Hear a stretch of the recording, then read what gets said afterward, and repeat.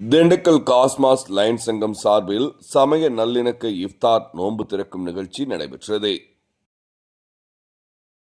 Dindigul Mahajothi meeting ஹாலில் cosmos line சங்கம் சார்பில் இஃப்தார் நோன்பு திறக்கும் நிகழ்வு நடைபெற்றது.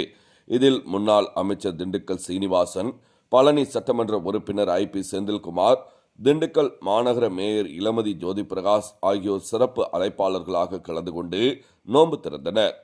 உலாமா கலீல் அகமது துவா ஓதி நோன்பு திறக்கப்பட்டது. திண்டுக்கல் சீனிவாசன் நிகழ்ச்சியில் பேசுகையில், இருப்பவர்கள் அனைவரும் இல்லாதவருக்கு உதவி செய்ய வேண்டும், பசியை பற்றி அறிந்து கொள்ள வேண்டும் என நபிகள் நாயகம் கூறியதன்படி நோன்பு திறக்கும் நிகழ்ச்சி நடைபெறுகின்றது என பேசினார். அருட்தந்தை நெப்போலியன் உள்ளிட்ட மும்மதத்தினரும் சமய வேறுபாடின்றி கலந்து கொண்டு நோன்பு திறந்தனர். இந்நிகழ்ச்சி தலைவர் சதீஷ்குமார், பொருளாளர் சூரஜ் ஆகியோர் தலைமையில் நடைபெற்றது.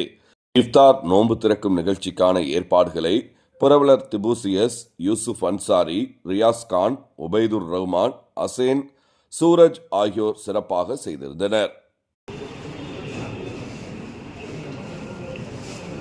அன்பு தம்பி அன்சாரி அவர்களை அன்போடு விடை கிடைக்கின்றோம்.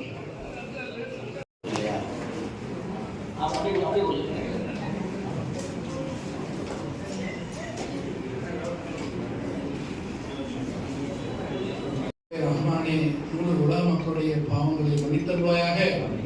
படைத்தவனே, முழு உலக மக்களுக்கும் நிம்மதியான, மகிழ்ச்சியான, ஆரோக்கியமான, சந்தோஷமான வாழ்வை